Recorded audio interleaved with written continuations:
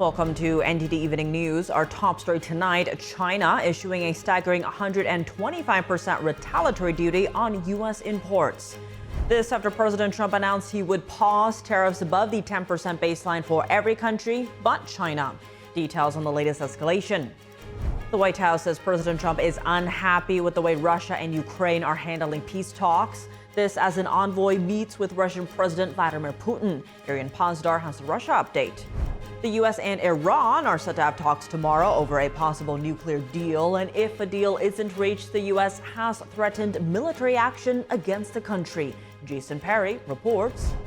A federal immigration judge has ruled that anti-Israel protester and Columbia University student Mahmoud Khalil can be deported, and a Maryland judge is demanding that the Trump administration take steps to return Kilmar Abrego Garcia from a Salvador prison. Visas revoked for hundreds of international college students across the country. That says federal authorities are working to deport foreigners who commit crimes. But there's debate over which crimes deserve deportation. Jack Bradley reports. And the Pentagon fires the commander of a U.S. base in Greenland. The Defense Department says she undermined the administration's message on policy toward the Danish territory.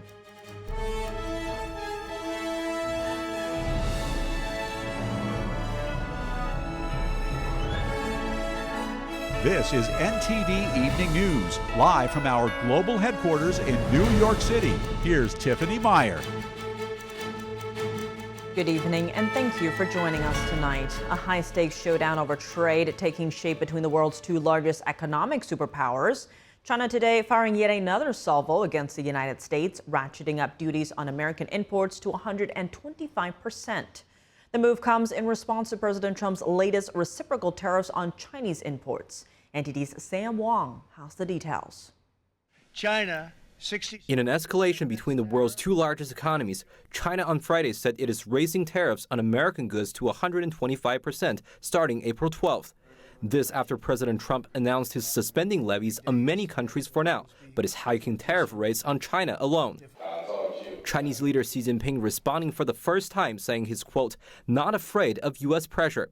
The White House has so far imposed 145% duties on China, but the communist regime says it's not planning to escalate past the current rate of 125%. If China continues to retaliate, it's not good for China. The president wants to do what's right for the American people. He wants to see fair trade practices around the globe, and that's his intention and his goal. On Wednesday, a spokesperson for China's foreign ministry struck a defiant tone on X, posting a clip of former leader Mao Zedong railing against the U.S. in 1953. Ironically, that was just a few years before Mao led China into a famine that killed more than 40 million people. Well, I'm not calling it a trade war, but I'm saying that China has escalated, and President Trump responded very courageously to that. Friday's escalation marks China's second round of retaliatory tariffs against the U.S. Treasury Secretary Scott Bessent says China has shown itself to be the bad actor through its actions. This was driven by the president's strategy. He and I had a long talk on Sunday. You might even say that he goaded China into a bad position. Over the years, U.S. officials have expressed concerns over China's unfair trade practices, from currency manipulation to intellectual property theft to dodging U.S. tariffs through third-party nations. Meanwhile, the communist regime is battling a sluggish economy at home, with record-low youth unemployment and a debt-laden real estate industry. Earlier this week, President Trump posted on Truth Social, quote, at some point, hopefully in the near future, China would realize that the days of ripping off the USA and other countries is no longer sustainable or acceptable.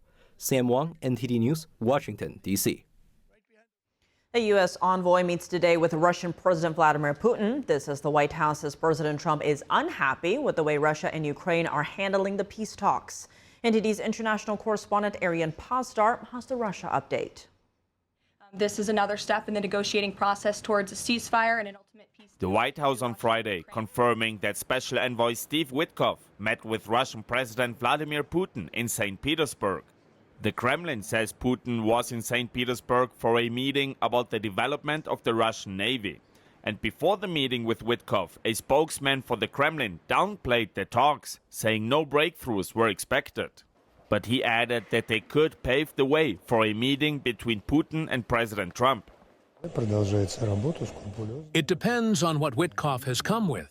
We should wait for what he will give the Putin from Trump. After Friday's meeting, the Kremlin added that a phone call between Trump and Putin was possible. The White House says Trump doesn't agree with the way Russia and Ukraine have been handling the negotiations so far.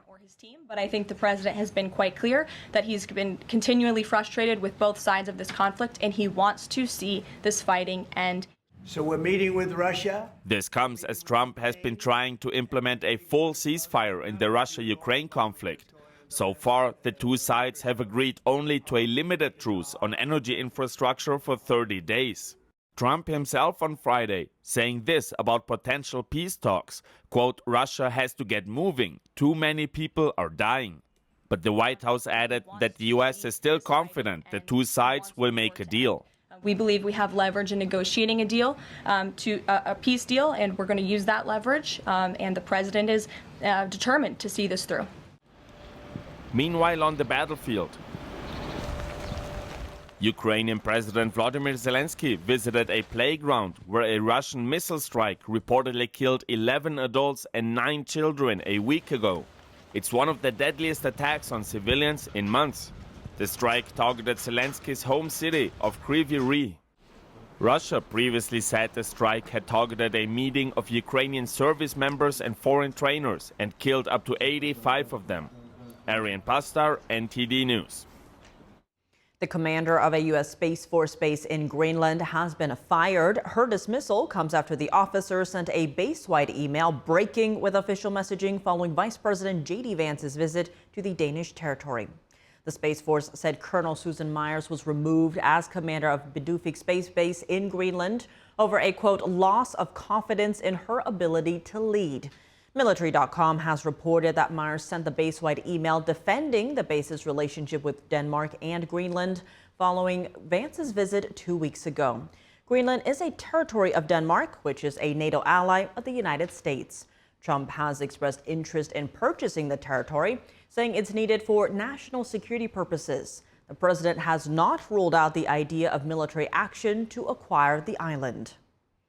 The U.S. and Iran are set to have talks tomorrow over a possible nuclear deal. And if a deal isn't reached, the U.S. has threatened military action against Iran. NTD's Jason Perry has the latest developments.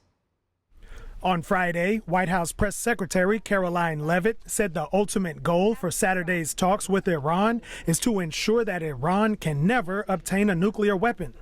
The president believes in diplomacy, direct talks, talking directly in the same room in order to achieve that goal. But he's made it very clear to the Iranians, and his national security team will as well, that all options are on the table, and Iran has a choice to make. And if a deal isn't reached, President Trump has threatened to bomb Iran.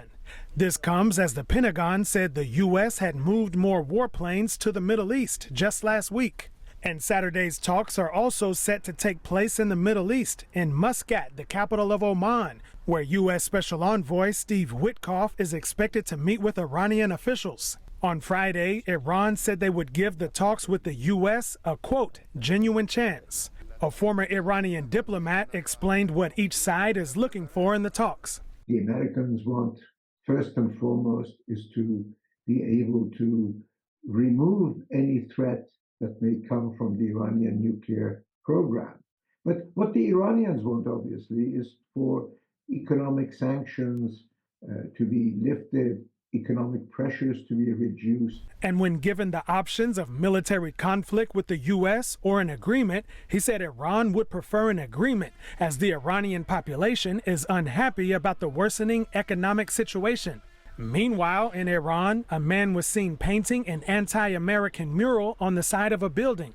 And on Friday, thousands of residents in Tehran rallied against the U.S. and Israel while showing support for the Palestinians in the Gaza Strip. Some residents shared their thoughts on the upcoming talks. I don't think the final outcome of the negotiations will be, for example, that we make peace or reach an agreement with America. That's very unlikely. Our people all know that these negotiations are pointless because, as the Supreme Leader previously stated, we can have no trust in America. America remains the same great Satan it has always been, with no change in its behavior or actions to warrant renewed trust in this round. Meanwhile, U.S. Energy Secretary Chris Wright says he thinks America's Gulf allies, which include Saudi Arabia and the UAE, are also concerned about the possibility of Iran obtaining a nuclear weapon. Jason Perry, NTD News. Hundreds of international students across the country are seeing their visas revoked. This comes amid a federal crackdown to deport foreigners who support terrorist organizations or commit crimes in the U.S. But does this apply to minor crimes like traffic violations? NTD's Washington correspondent Jack Bradley has the latest. If you come to this country as a student, we expect you to go to class and study and get a degree. If you come here to vandalize a library, take over a campus, and do all kinds of crazy things, we're going to get rid of these people. Secretary of State Marco Rubio doubling down on deporting international students who take part in college protests that turn criminal. No one's entitled to a student visa. The press covers student visas like there's some sort of birthright. No, a student visa is like me inviting you into my home. If you come into my home and put all kinds of crap on my couch, I'm going to kick you out of my house. Hundreds of international students across the country are seeing their visas revoked. Now, it's part of the federal effort to combat anti-Semitism on college campuses and deport students who support terrorist groups like Hamas. Now, the visa restrictions began at large colleges like Columbia University, and one graduate student there, Mahmoud Khalil, is facing deportation. Khalil was a leader in the campus protests against Israel following the October 7th Hamas terrorist attacks. Immigration authorities say that he failed to disclose his connection to the controversial UN Relief and Works Agency. Several members of that organization were involved in the Hamas terrorist attacks on Israel. But many visa holders say they're losing their visas for other reasons. Jason Ma, a Chinese national studying at Carnegie Mellon, says he thinks he lost his visa because of an expunged DUI case in 2023. I just want my life to go back to normal.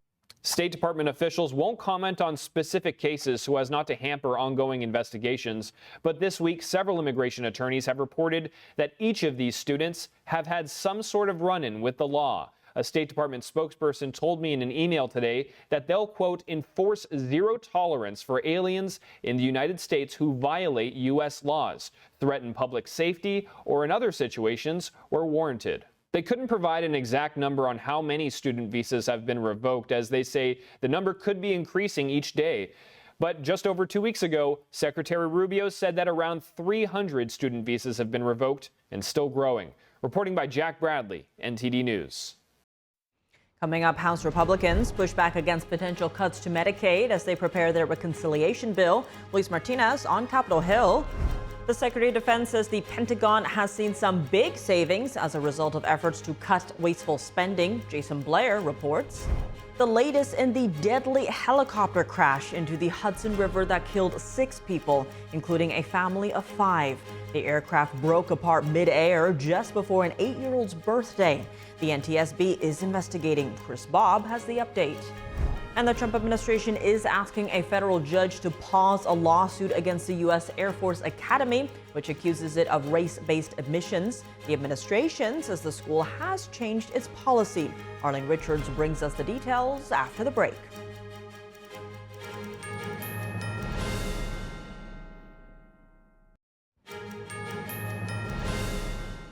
Welcome back. I'm Tiffany Meyer. Lawmakers on both sides of the aisle set the tone for the next step in the reconciliation process. Republicans are hoping to have a bill that unlocks Trump's agenda passed by Memorial Day. Our Washington correspondent Luis Martinez has more on the story. We have made it explicitly clear to the Speaker and our leadership that we want to protect Medicaid for the vulnerable individuals, low-income seniors, people with disabilities, children, those that actually need Medicaid. We want to protect. House Republicans who voted in favor of the budget resolution this Thursday warned House Republican leadership that they would not vote for a final reconciliation bill that cuts Medicaid benefits to eligible recipients, while Democrats are demanding that the spending cuts spare federal workers. And I'll take for granted the people who dedicated their lives to don the uniform to serve our country. We have to continue to protect them and watch out for them. Those who work in our federal government and want to serve in wearing a different uniform, we got to watch out for them as well. Come back to the table, negotiate with Congress, work with Democrats on behalf of the American people. Because in this election, as much as we talk about, or the Republicans talk about a mandate, 50% of Americans voted for someone else. The chairman of the Congressional Progressive Caucus, Congressman Greg Casar, continued his attacks on Elon Musk, while House Minority Leader Hakeem Jeffries accused House Republicans of market manipulation. In his 80 days in power, Elon Musk has fired more veterans from the federal government than anyone else in history. Elon Musk called Social Security a Ponzi scheme, tried to shut down the phone lines that seniors use to get their checks. We need to get to the bottom of the possible stock manipulation that is unfolding before the American people, including what, if any, advanced knowledge did members of the House Republican Conference have of Trump's decision to pause the reckless tariffs that he put into place. Of the $1.5 trillion in spending cuts that the budget resolution instructs House committees to find, the House Commerce and Energy Committee has been instructed to find $800 billion in spending cuts. House Republicans remain committed to cutting waste, fraud, and abuse to reach this goal. Reporting from Washington, D.C., Luis Eduardo Martinez, NTD News. The Department of Defense announces billions of dollars in savings from their DOGE efforts so far. Secretary of Defense Pete Hegseth also says the Pentagon is pausing more university funding. NTD correspondent Jason Blair has the update. Secretary Pete Hegseth did announce a big number in the billions of dollars for DOGE efforts saved by the DOD. He said that most of these are coming from cutting non-essential services such as consulting, and he listed a few examples in his announcement. DHA contracts for consulting services from Accenture, Deloitte, Booz Allen, and other firms. They're going to save the department $1.8 billion. How about a software reseller contract for enterprise cloud IT services, saving the department $1.4 billion. And Secretary Hegseth said that that's not all the news that the DOD has. They did say they cut some more funding to additional universities in addition to the ones that they recently announced, saving the department even more money. Here's him talking about that. This week, DOD is also pausing over $500 million in funding to Northwestern University and Cornell University. Secretary Hegseth said, all said and done, the department so far has saved almost $6 billion, and this is in 6 weeks of the department's DOGE efforts. At a cabinet meeting on Thursday, Elon Musk announced at the White House that the Department of Government Efficiency is estimated to save the federal government $150 billion for fiscal year 2026. Some of it is just absurd, like people getting unemployment insurance who haven't been born yet. I mean, I think anyone can appreciate whether, I mean, come on, that's just crazy. Back in March, Elon Musk said that the goal for the Department of Government Efficiency is to save the government $1 trillion. There have been questions on whether or not that number has changed. Now, the White House reportedly did say that the $1 trillion goal is still in effect. So it's very possible we'll see the $150 billion estimated savings change as time goes on, or we might get some more clarity from the department on that soon. Reporting in Washington, D.C., Jason Blair, NTD News. And we continue to follow the tragic news from New Jersey yesterday, where a helicopter crashed into the Hudson River, claiming the lives of 6 people, including a family of 5. The crash is being investigated by the New York City Police Department, Coast Guard, Army Corps of Engineers, and National Transportation Safety Board. The victims were identified today. NTD's Chris Bob has more from Jersey City. Yesterday, just behind me, a sightseeing helicopter carrying a family of 5 crashed into the Hudson River. There's still plenty of debris floating in the Hudson behind me. A headset from the craft, a child's shoe, a life vest. Divers are working to recover parts of the helicopter.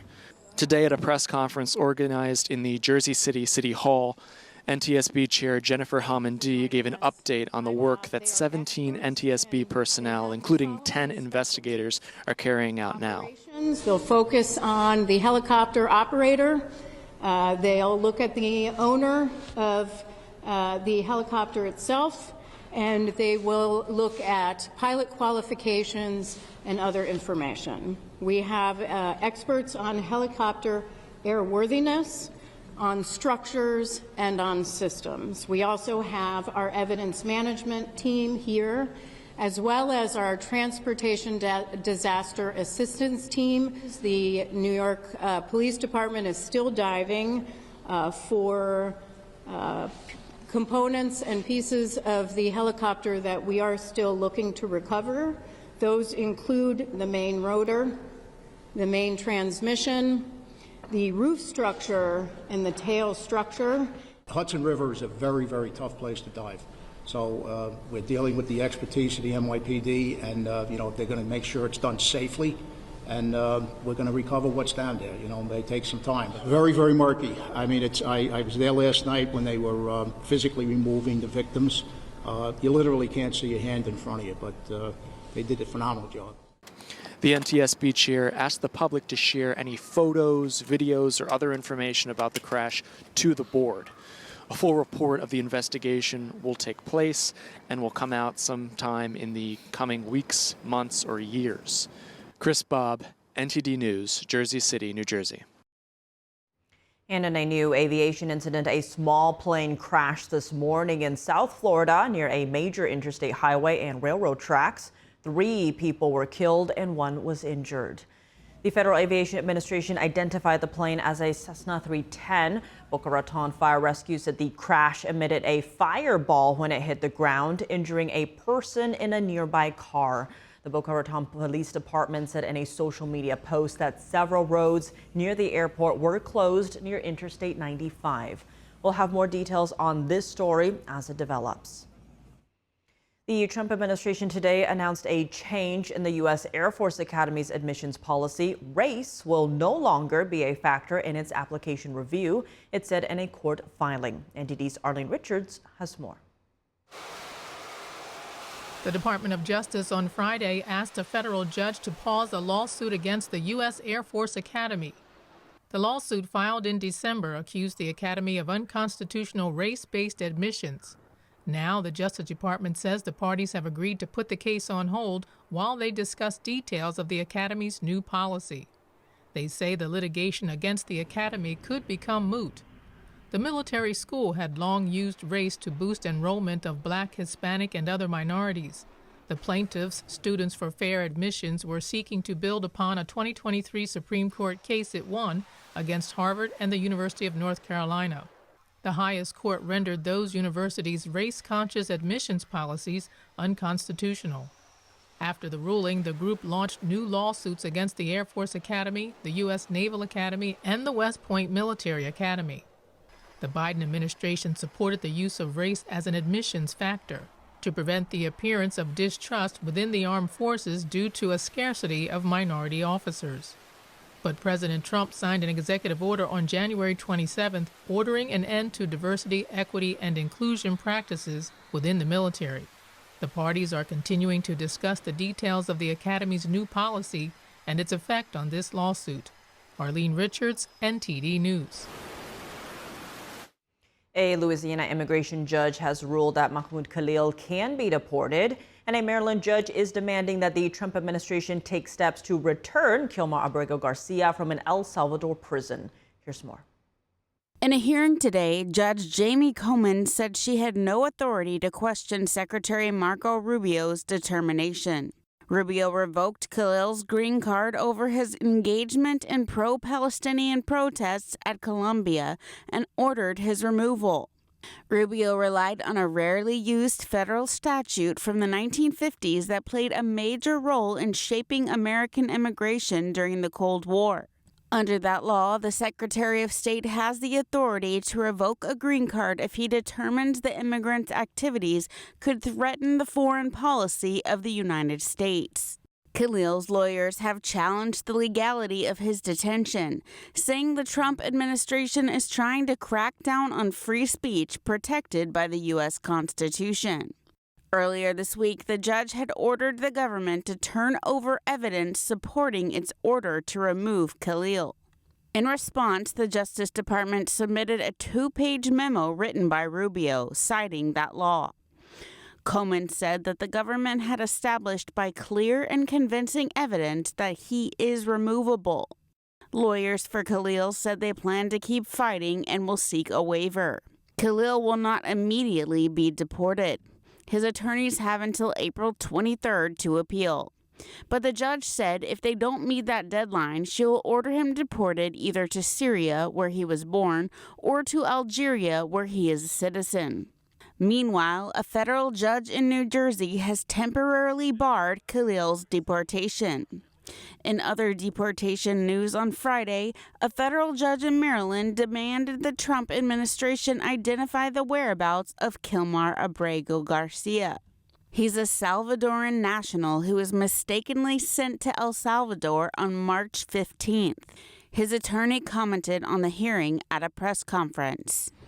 The government refused to provide any of those pieces of information that the judge ordered them to provide. Not only the information about what future steps they're planning to take, they even refused to answer the question about what they've done so far. The government stated in a filing on Friday that it needed a meaningful opportunity to review the Supreme Court's decision. Thursday evening, the High Court confirmed the district court's ruling, which required the administration to take steps to return Abrego Garcia from a Salvadoran prison. The district court asked the DOJ to provide information about those steps by 11:30 Friday morning. The government's attorney argued the time was too short and requested an extension until Tuesday, April 15th, citing sensitive country-specific considerations. Coming up, President Trump poised to withhold federal funding from so-called sanctuary cities. It's part of an effort to bring down homicides. A data report on how much money is at stake and the crime rates being targeted. And the Trump administration reached an agreement with 5 major American law firms. The firms agreed to donate $600 million worth of legal services to the U.S. A civil rights attorney explains when we come back.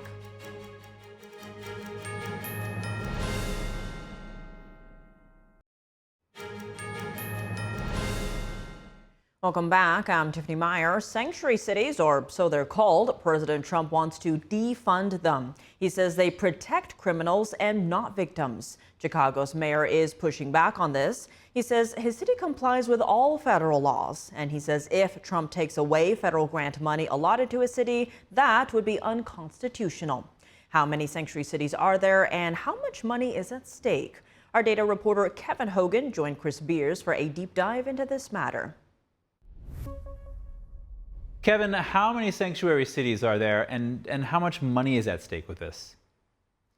A lot of money is at stake, and it's not just the sanctuary cities, it's also the so-called sanctuary states as well. So Trump is putting into works a plan to withhold that federal funding, which could amount to a lot of money, as you see here. So first, you're just looking at where these so-called sanctuary cities or states or even counties where their jails don't comply with ICE are, and that's according to the Center for Immigration Studies. So you can see they're peppered all across the whole country. And source Open the Book shows that $27 billion in 2016 was sent out to these so-called sanctuary areas, these sanctuary cities. And that's 106 of them that they have compiled. Now, again, Center for Immigration Studies doesn't show that many cities, but again, there are different counties. There's different ways to characterize this. Here you can see Atlanta is being listed as one by CIS, but it might not necessarily be one because their officials have pushed back on the claims that Atlanta is one. So again, there's a lot of gray area here, but they have been known for their policies that do not cooperate with ICE detainers and so on, right? So you see these jails, counties, a lot of them are concentrated on the East Coast, a lot of them in Virginia. Many Virginia counties do not comply with these. So these are the sanctuary cities listed out in the United States, again, according to Open the Books, fiscal year 2016, and their size is how much money they've received from the federal government. That may have changed in recent years, but this is the big data set that we were able to find in recent history. Just to give you an example, this is about $7 billion that New York City has taken from the federal government in the form of grants and other things. Again, all according to Open Book. Chicago coming in at second. This was about $5 billion back in 2016, and maybe about $3.5 billion right now. That's going to rebuild their L train system. It's like the New York City subway, and also to beef up public education. So while President Trump is trying to tamp down on crime, public education funds may be at stake in this particular case. And now Washington, D.C., it's the capital city, and it's also a district that has been classified as a sanctuary city, and that's coming in third. And you can see other ones, Boston, Austin, Texas, Los Angeles here, Philadelphia. So these are all cities that are considered sanctuaries, but they do receive money from the federal government. And we can go further into this if you have time. Now, Kevin, how do crime rates in these sanctuary cities compare to others that are not sanctuary cities? Well, that's a very good question. Now, we've compiled a list of homicides, which we're going to show you. So the crime is a very big topic. We're able to grapple with some of this. Here you're just seeing Chicago right now. Homicide rates in that city may not necessarily be driven by illegal immigration, because if you've been to Chicago's South Side, you know that there is a lot of homicide that takes place in that particular area. Here you're seeing New York City. I remember visiting the now closed migrant intake center at the Roosevelt Hotel, and a lot of money was funneled from the city to keep that program going, and maybe some of that is overlap from the federal government. Here in Los Angeles, again, it's not clear how much illegal immigration is contributing to the homicide rates, but when you look at the data, the homicide rates in some of these sanctuary cities shown here in purple, like for example, New York to Washington, D.C., Chicago, you see that, and again, any homicide is obviously a very serious problem that needs to be brought down to zero, but per 100,000 people in your population, New York has a homicide rate of just under 4. So that's relatively low compared to some of these others. Chicago, you can see it's 21, and Washington, 26. But let's take some of these cities that are not considered sanctuary cities that are on the higher end for their homicide rates in orange here, yellow, orange. And you can see that on average, they have about 2 more homicides per 100,000 people. I mean, an average of about 9 here, maybe an average of about 7 there. And that's just showing you that it's not necessarily that these sanctuary cities have higher homicide rates. So while President Trump calls these sanctuary cities so-called death traps, the data does not necessarily bear that out, in that these other cities like Little Rock, Arkansas, I mean, that's not considered a sanctuary city, but yet it has a higher homicide rate than some of these other sanctuary cities like New York, Los Angeles, and so on. So on average, some of these non-sanctuary cities in the upper end may have a little bit higher homicide rates. And furthermore, there's a study by the Cato Institute. They looked at Texas, and they found that illegal immigrants were actually 37% less likely to commit crimes than the rest of the population. But at the same time, there are some very high-profile instances of murders carried out by illegal immigrants, for example, that committed on Laken Riley, whose life was sadly taken at the University of Georgia. So that's what President Trump is seeking to address in this. Back to you. Kevin Hogan, Data Hub, thank you. And President Trump announcing an agreement reached between his administration and 5 law firms. The firms were under investigation for potential discrimination violations. The deals outlined in a Truth Social post by Trump require the 5 firms to donate an aggregate of $600 million in mutually agreed upon legal services. They would also have to end discriminatory hiring practices and not deny clients space for political reasons. To shed light on this agreement, NTD's Chris Beers sat down with civil rights attorney Bobby Ann Cox. Bobby Ann Cox, thank you so much for joining us.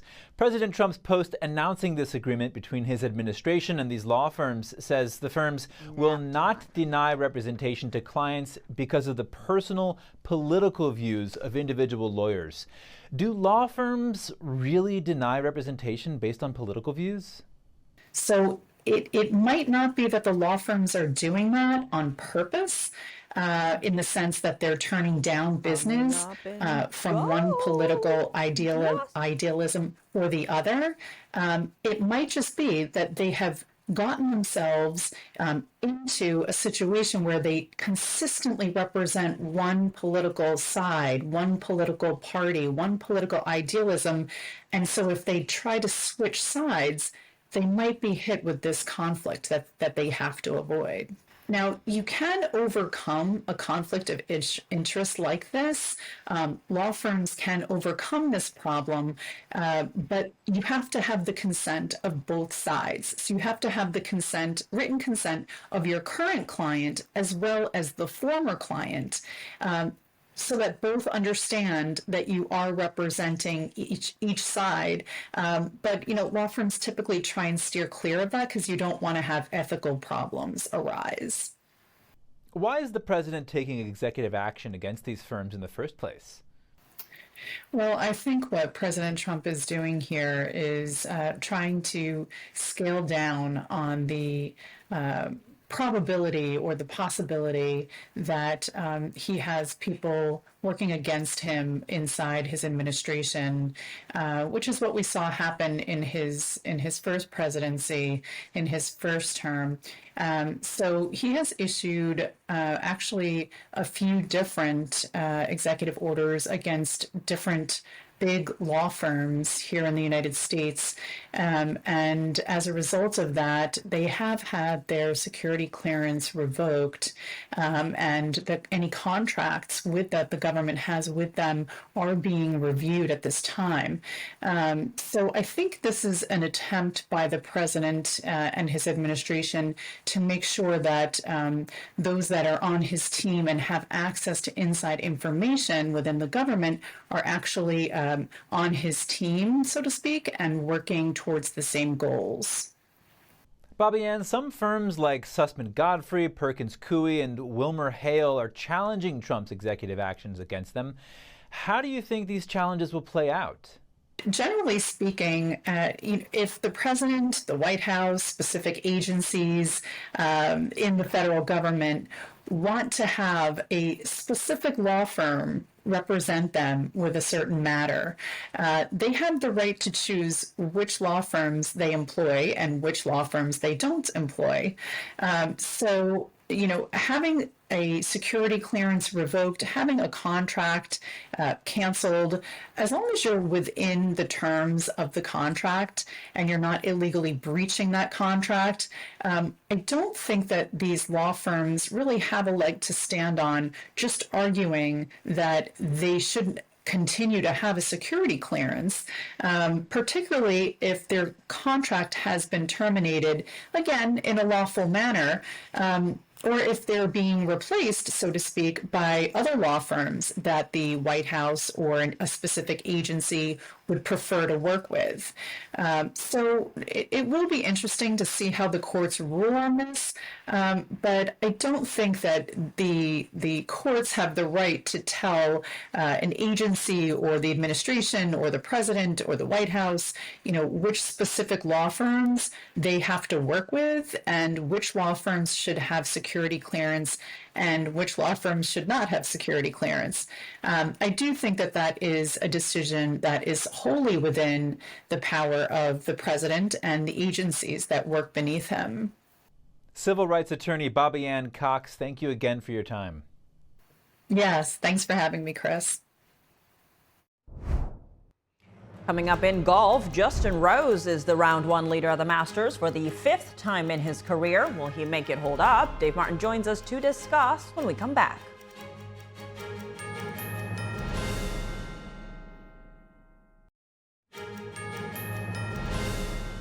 Welcome back. I'm Tiffany Meyer, and now for your sports news, we're joined by NTD's Dave Martin. Dave, plenty going on right now, but let's start in golf as the Masters as their second round play today. Who's at the top of the leaderboard? Yeah, Justin Rose is still at the top today. Now, yesterday, you remember, he started 7 under 65. He was ahead after one round. Today, not as good, but he started 71, 1 under, so he's one shot now ahead of Bryson DeChambeau, 2 ahead of Rory McIlroy. Now, McIlroy had a great round. McIlroy shot a 6 under 66 today. That was the best of anyone. Now, meanwhile, some other notables here. Top-ranked Scottie Scheffler. He's still playing, but he was 4th in the leaderboard after 15 holes. Another notable, 3-time Masters champ Phil Mickelson. He's at 4 over through 16. Now, he was doing great until the 15th hole. He double bogeyed that and then bogeyed the 16th. So he's 4 over, which is likely not going to make the weekend cut, which looks like it's going to be 2 over. Now, one storyline we've been following, 65-year-old Freddie Couples. You remember, yesterday he became the 2nd oldest to break par at any round in the Masters. He shot a 1 under 71.